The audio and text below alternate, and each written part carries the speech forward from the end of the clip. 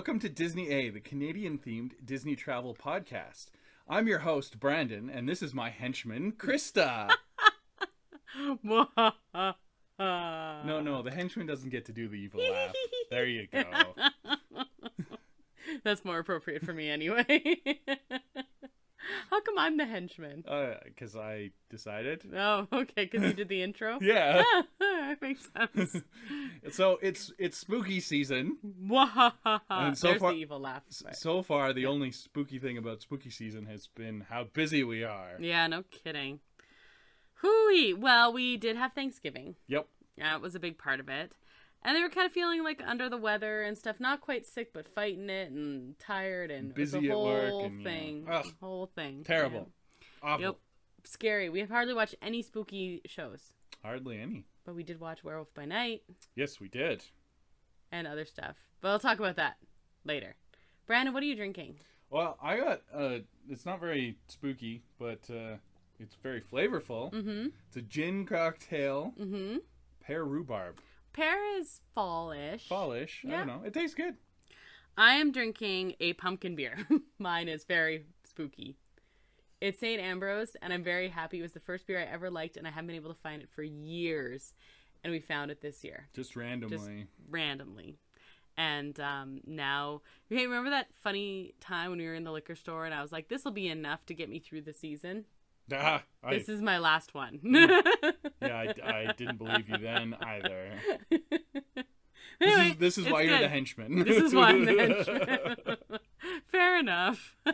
Also, Brandon, what is your nerd thing this week? It's hockey season. Yeah. So that's also kind of spooky for me as a Leafs fan. But yeah, hockey's back and it's fun. I like it. You're wearing a jersey right now. I am wearing a jersey, yes. We just got finished watching the game. Yep. And eating our turkey. Yeah. Again, more turkey. More turkey. Bonus turkey. You did it on the smoker. I did. Yeah, bonus turkey. That's going to be my nerd thing for the next episode. Oh, I mean, no, you didn't. Spoilers, come on. Yes, we are going to be releasing 2 episodes back to back. Yeah, we're doubling up because we got a schedule to keep. And, that's right. And we're catching up. Despite Brandon's best wishes, we can't miss one of the ones that is going to be happening in October. So we need to make sure that we keep on schedule. Well, like, there's a schedule to keep, and like sometimes you just have to make it up as you go along to keep things on track, just like Disney. That's right. Has been doing. That's very true, actually. Very true. Do you want to know what Kevin knows what he's doing. Kevin does know what he's doing.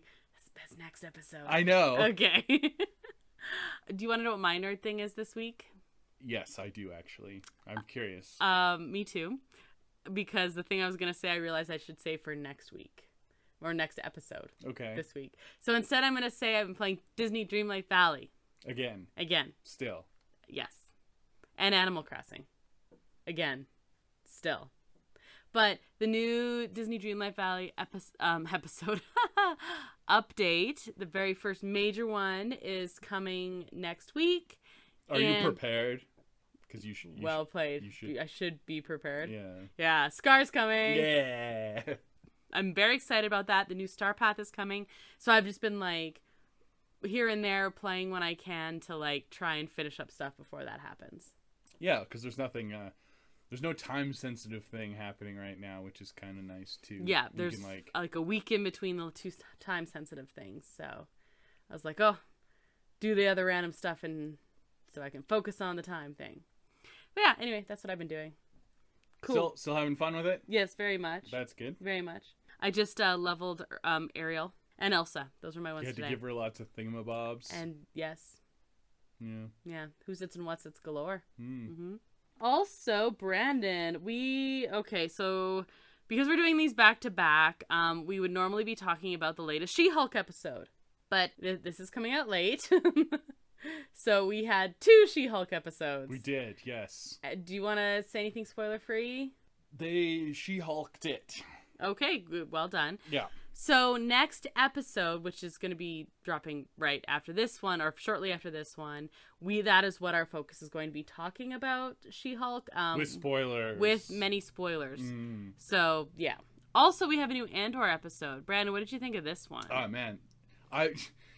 It seems to happen all the time with these Disney Plus shows. The ones that I'm like most excited about are like fine. Mm-hmm. And the ones that I'm least excited about are awesome. So you just have to trust me because I was most excited for WandaVision, and which was the best Marvel one so far?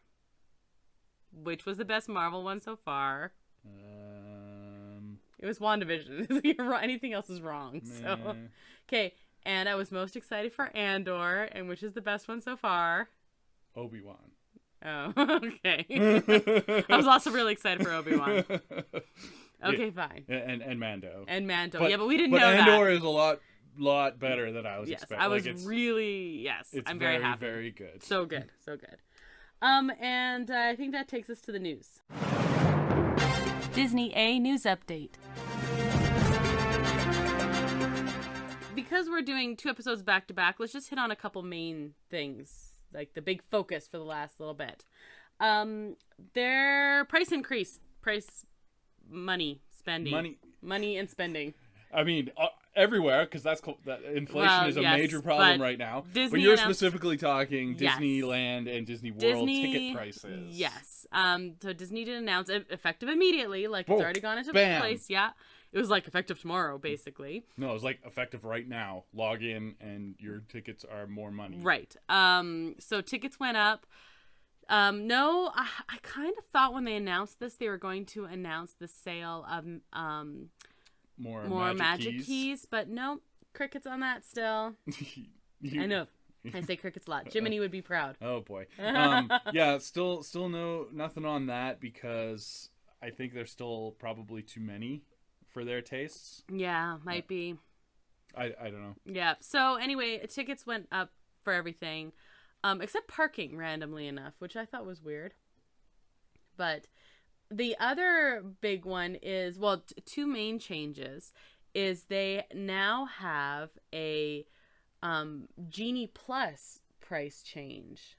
If you buy in advance, first of all, it went up. Yeah, so the standard price used to be $20 a day, whether you bought it the day of, before, blah blah blah, and so they jacked that up to $25. But if you buy it on the day of, now they reserve the right to flex that price. Yeah, and we haven't seen what this looks like in actuality yet. I haven't done any research. Our theory is it's not going to be lower than the 25. Very unlikely. Or if it is like 23, like it's not going to be. No, they won't do it lower. You don't think so? People will be upset if they do.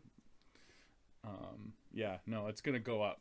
So if you're at all thinking about Genie Plus, the advice used to be, play it by year, depending on the day. Nope, buy it in advance. Buy it in advance, yep. My sister and her fiance and my mom are actually on their way to Disneyland this week. Oh, boy! And they were smart and bought in advance. Yeah. So, very good for them. Before the price increase and everything. Exactly. So, yeah, lucky them. Yeah, so they got her in at 20 still. So, yeah, that went up. And then the other one that was kind of big news was that there's a new level of pricing. So the single day tickets, there's, what was it, level 1 through 5, I think? Yeah, so they segment their days based on tiers. And yeah, I think it went 1 through 6 before, and now there's this tier 0. Right, which is only, just judging from the calendar, it looks like it's only Tuesdays and Wednesdays on, during the non-busy seasons. And so the tier 0 stayed the same price as what tier 1 was previously, and then everything else got basically a 10% increase. Yeah, ish, yeah. So anyway, prices, like everywhere else, are going up. They are at Disney as well. I mean, that's to be expected. Totally. They usually used to do this in January or February. I think January most often. But last year they did it in October. It's going to be in October all the time now because they like to do it once a year. And yeah, I kind of thought they would wait and do it in January, but nope. I guess they decided October's the new January. Yeah, it just got out of sync because of COVID and everything. And you know what, though? It actually makes sense because October's their first really busy season, and it kind of stays that way through the holidays. So it makes sense then to raise the prices when you have a lot more last-minute people who are excited to go, I think. Yeah. Okay, so speaking of Disneyland, we know that Mickey and Minnie's Runaway Railway is coming in January. The rest of Toontown isn't opening at the same time, but Mickey and Minnie's is. And I wonder how they're going to manage that, because it's basically it's kind of on the side, but it's still like pretty central. Yeah, I think they'll be able to rope off part of it, but like you're going to have to walk past. I have no idea. Maybe like they're just saying the land up until that point, but so far the only thing, they didn't say Toontown is opening then, they said Mickey and Minnie's. This is going to be on the individual Lightning Lane. Also, prices for that went up, of course. Probably a boarding pass. I'm guessing, yeah. They haven't talked details, but I mean, I'm assuming so. Because Spider-Man Web Slingers came off of the individual Lightning Lanes. It's now just regular Genie Plus, which makes sense. Totally. Like when we were there, even months ago in April, it was barely seemed worth an individual Lightning Lane. Yeah. Whereas Radiator Springs and Rise of the Resistance definitely. I was like, if you're gonna pick two rides, those would be the two I would pick as well. Mm-hmm. And yeah, Web Slingers, it's not an e-ticket ride, so it didn't stay the popularity. Like it was new. It was just the new ride. It was new, but not. It's fun, but yeah, and that is exactly what we thought would happen, is it would stick around for a little bit longer. So that is going to regular Genie Plus now. It is Genie Plus though. Also, we have a date on Magic Bands. We do, yeah. So these are going to be out. What is it? Friday? October 26th. I think that's Saturday. Well, anyway, October 26th. I think it's like a Wednesday or something. Yeah, it's like a Wednesday. Okay, well anyway, that's your first day for Magic Bands Plus. And everything, I did a little bit of research, now don't quote me on this, but Magic Bands Plus will work in both parks. So if you have one from Disney World, that's fine. But if you have the old original Magic Band, not the Magic Band Plus, that's not going to work. Yeah, no, it's only the pluses that are dual function. Exactly, but they're not park specific at least. Mm-hmm. So that's something. Yeah. Also, we mentioned before that Indiana Jones was going down for refurbishment. Oh, yeah. And we had all these theories about how it was going to be gone for, months. Maybe they do a little one for weeks. 3 days. 3 days. 3 days it's going to be down. So I have no idea what they're doing. They hung one extra snake. Just like a little rubber snake. They put it in there. Took 3 days. Oh, yeah, nice. Change one light bulb. Yeah. To shine on the one snake. So I have no idea. Apparently the boulder scene isn't really working very well. So I'm like, maybe they're going to spend a few days just getting in there to fix that. If you have 3 days, they could probably focus on one major element like that. That's what I'm thinking. And that's like pretty important compared to like there's a lot of stuff broken in there. But the boulder. But like, yeah, I don't know. That's the climax of the ride. Like, 100% agree. It's gotta work. Yeah, 100% agree. This really shocks me because they were talking about this going down back in 2020 for like extended period of time. So back when our original trip was planned, we were like, oh, Indy's gonna be closed while we're there. Little did we know. Everything is going to be closed. In the entire world is going to be closed. The whole world. Everything in the world. Literally. Yeah. Everything in the world. So now, of course, conjecture is, okay, well, they're going to do this to help it, like, get through the holidays. And then in the new year, they'll, like, put her down for a bigger one. So that's now current rumors, anyway. That makes perfect sense. Totally. Perfect sense. Other news, we're getting our first glimpses of holiday merch and holiday stuff. Coming to the parks. We'll talk about that more later when we let's get past spooky season first. It looks pretty cool, but it looks really cool. But I get why they have to do this, but no, we're gonna talk spooky season first. Let's focus on the spooky. And then the other one, speaking of, is we have a new Marvel special, Werewolf by Night. I mentioned before. We watched this. What did you think? I just, it was everything I wanted it to be and more. Mm-hmm. I completely agree. We're going to see more of the characters. God, I hope so. At least the ones that live. This is very Halloweenish as well, by the way. And definitely rated R. Yeah, like there's some pretty. Is it rated R or is it rated 14A?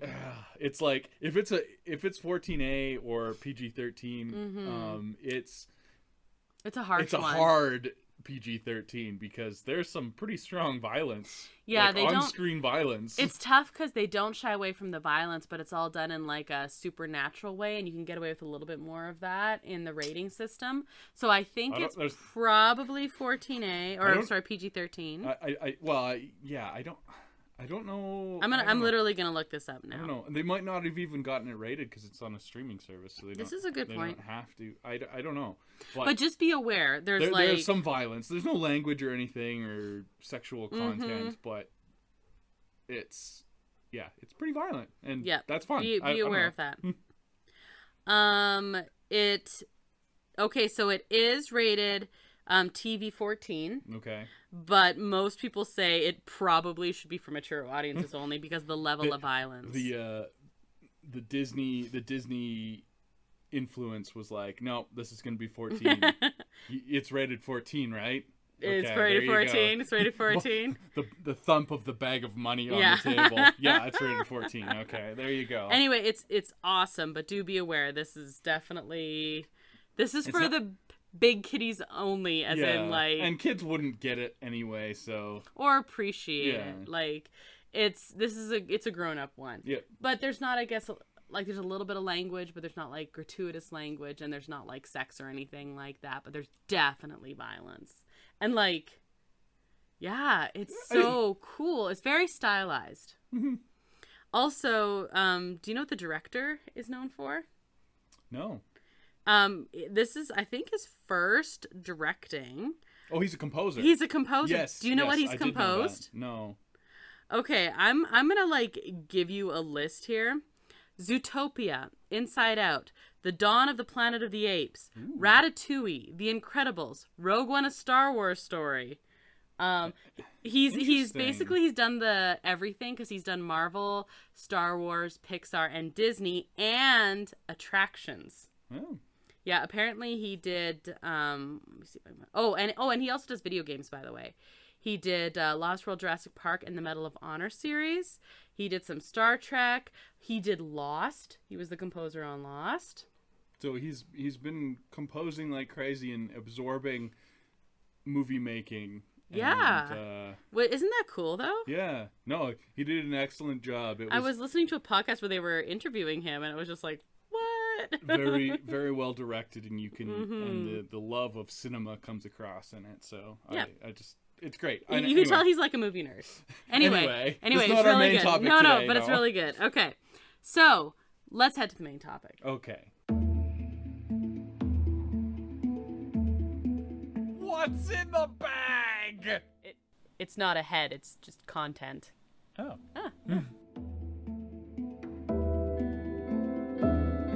Disney A grab bag. All right, Brandon. A henchman is a faithful follower or supporter, especially one prepared to engage in crime or dishonest practices by way of service. Oh, thanks. Yeah, you're welcome. You said I was your henchman. Yeah. Am I committing crimes for you? I guess so. That's what he said. We had one of our henchmen here before, but he wandered away. We have a kitty who likes to record with us. But... Our little black kitty. He's black. He looks like a henchman. He makes a good henchman, yeah. So what we're going to do is, we've kind of done this before when, instead of like doing a ranking, we'll do like kind of like a draft, and we take turns. We decided to go 3. Or like some of them are in groups and some of them are single, but 3 henchmen or henchwomen, hench things. Yeah, from Disney, the best henchmen. This is animated. Only. Yes. Okay. Let's go animated. Yes, with an asterisk. An asterisk. Yes. Okay. Because I think some characters exist in both live action and animated. Right? Okay. So, that's a tough one. Okay. You know what? We're going to just take turns so we can make sure we don't double up. So, I'm going to give you first pick. You're going to give me first pick for the best minion. Yes, the bestest best. Of all the minions. Right. Okay. But not the Minions. That's not Disney. No, it's not. And there's too many of those. Too many. It wouldn't count anyway. I bumped the thing. Kick the table. Okay. Well, I'm going to go for the best Disney minion from the best Disney animated film. Okay. Who is?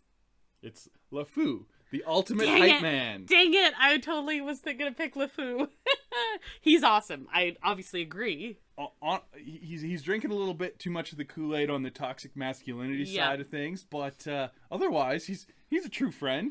He roots for his buddy, and so he's an example. He's in both live action and animated. Well, just because they do a live action remake. I actually like him in live action. He has a little bit more character. Sure, but yeah, it doesn't count. No, okay. Can't spell. No. GASTE.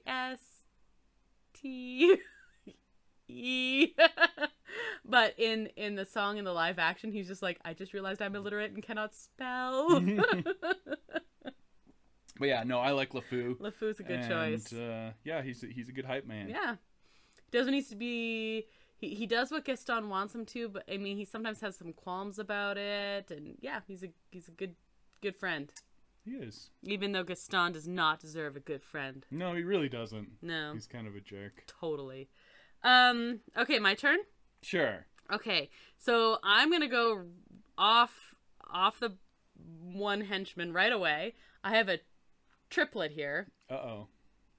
Lock, Shock, and Barrel from The Nightmare Before Christmas. Yeah. You knew I was going to pick them. Yeah. Yeah. I mean, they're pretty good. They don't really listen to instructions, and they can't really be trusted. No. But they're pretty awesome. They're so cool. Did you know who one of the voices of this is? Catherine O'Hara.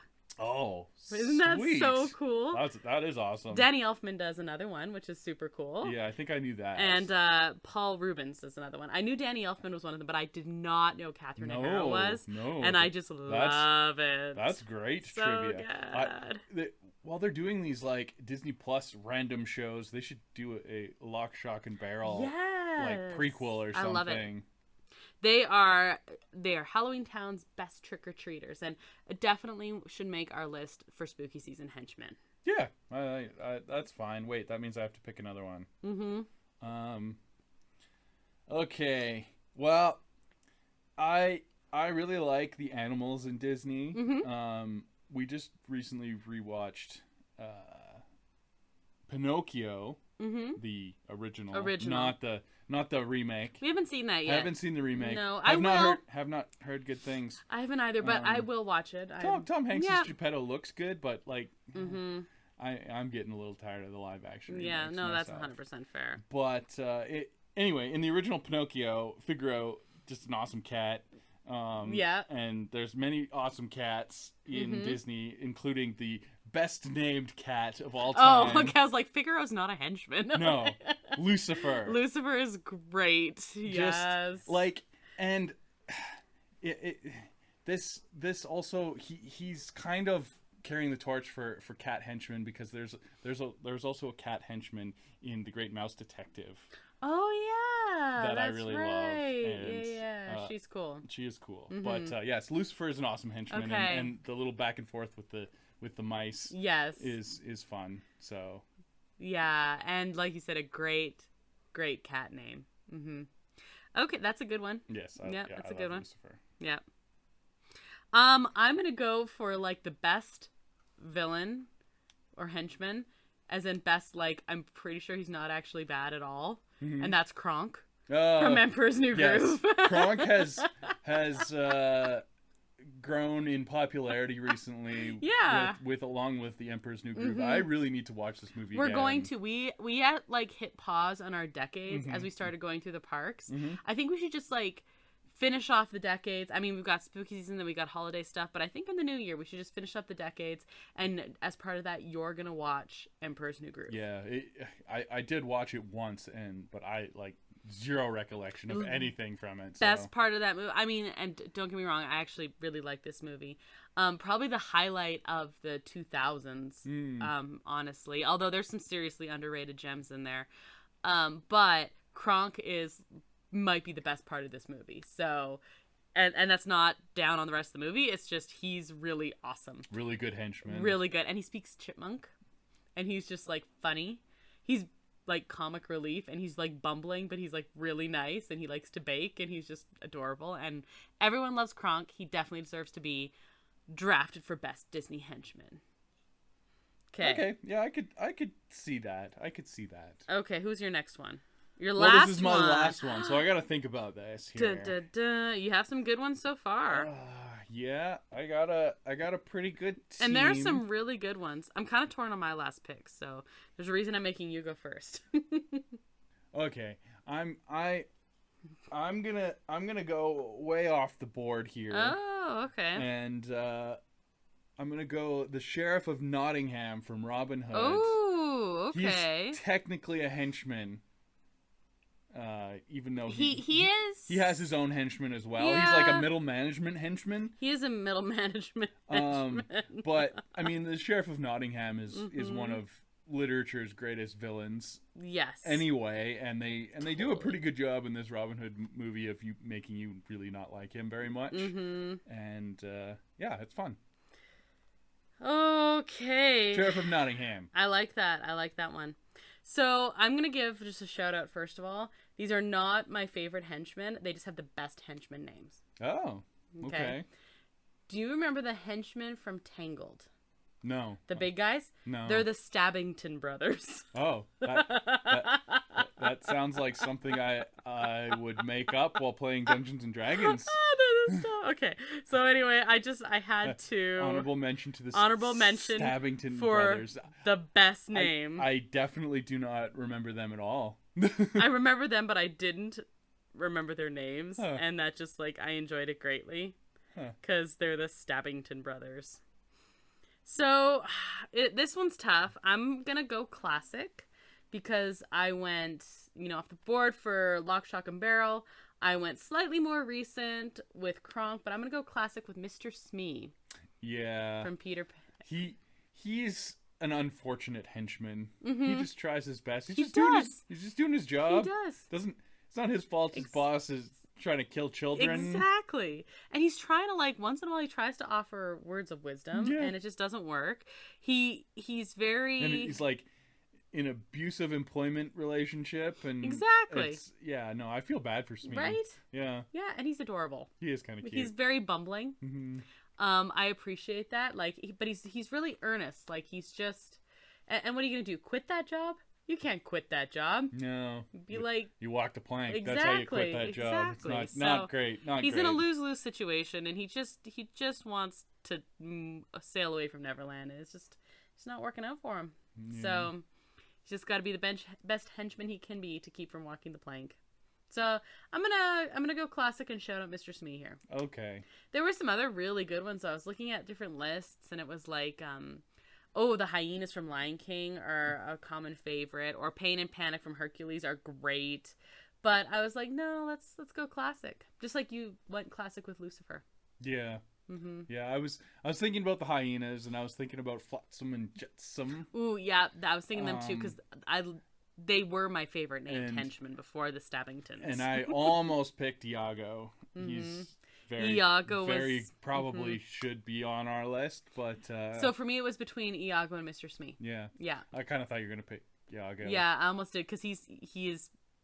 I feel really bad now that I didn't pick him actually, because I'm thinking about him he might be the best villain. Yeah, I mean the best henchman. Yeah. Okay, but it's too late. I already said Mr. Smee. You did. But Iago, or can we give a shout out to Iago? He can be the understudy for our team. The understudy, yeah. That won't insult him at all. What's he gonna do? Exactly. That's what he's gonna do. So yeah, some good henchmen out there. And the other one I was thinking of was Percy, but I knew you didn't know who that was. Yeah. Go Percy. He's the little bulldog from Pocahontas.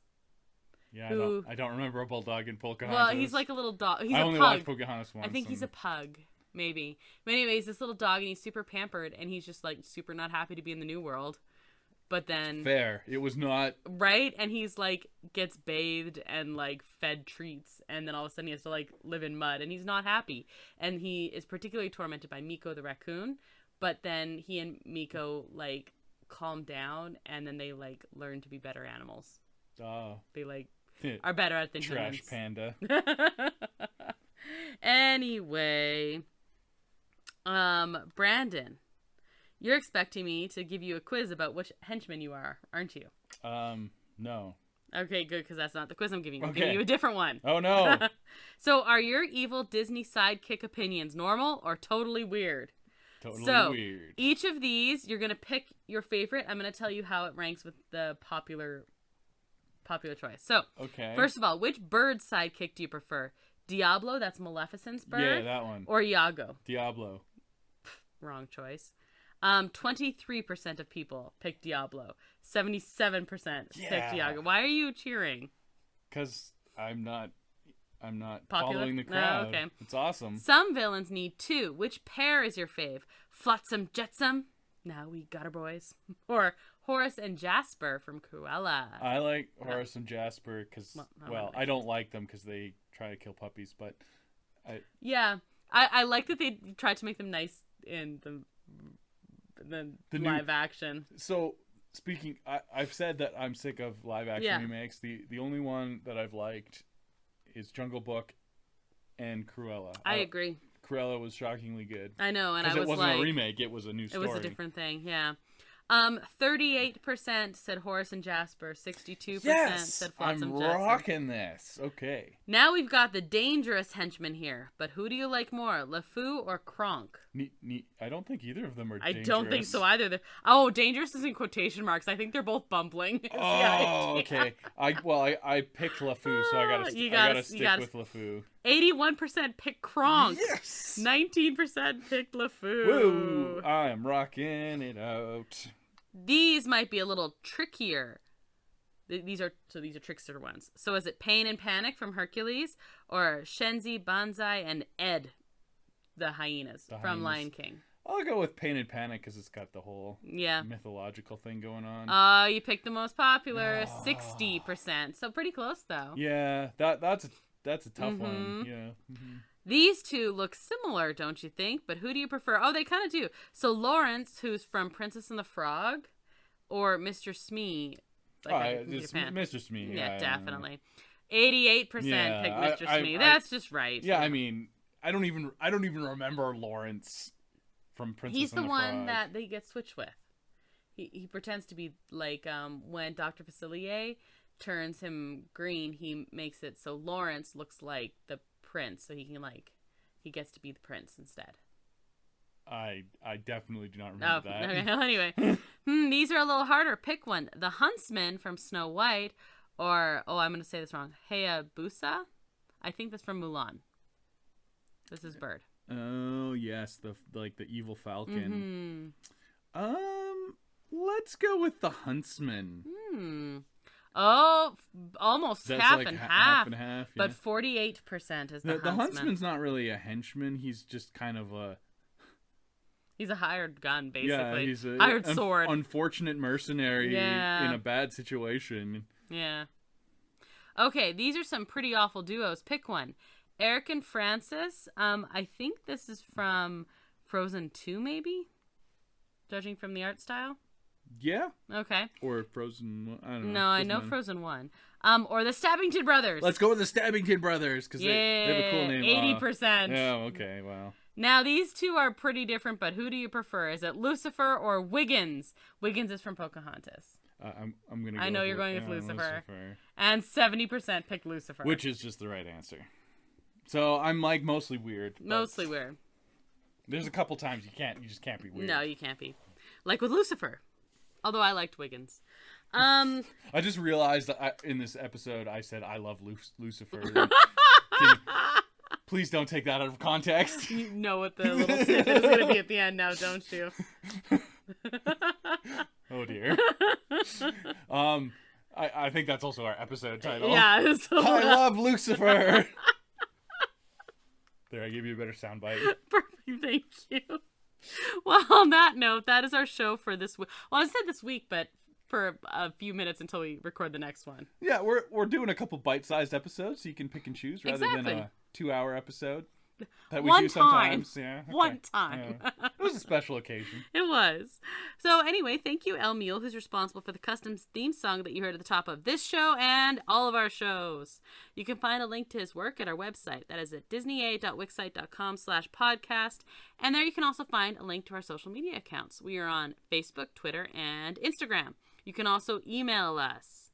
And you can find our links to our email also on disneya.wixsite.com/podcast. I'm saying it again so you can find our website. Podcast. Oh, that's all I got. Sorry. You can find Disney A episodes on all of your favorite podcast streaming platforms, as well as our YouTube channel, Adventures A. Please, on whatever it is that you are listening to, take half a second and rate and review us, especially if it's a lovely little 5 stars. Or if you know someone who might like listening to us, be sure to recommend as well. You definitely want to do that before, like, I don't know, maybe someone has to sit through a trilogy again. No! So, next up, we are going to be talking about She-Hulk, like we just said that we were going to be doing. Yeah, we're not waiting as long as we usually do after a Disney Plus show to do an episode on it. That's because Halloween. Yeah, we got Halloween spooky stuff. Like, this is already kind of derailing spooky season. Yeah, but we just had to like slide it on in there. Yeah, that's all right. Do you want to throw in some talk about Werewolf by Night at the same time? Like, do a sure. Let's do like a Marvel October Marvel, and like maybe cap off Phase 4 Disney Plus as well. Like, just do it all. Let's do it all. Let's do that all next episode in a few minutes. So I'm Krysta. And I'm Brandon. Until that next adventure, TTFN, ta-ta for now. Good job, Henchmen. Thanks for listening to Disney A.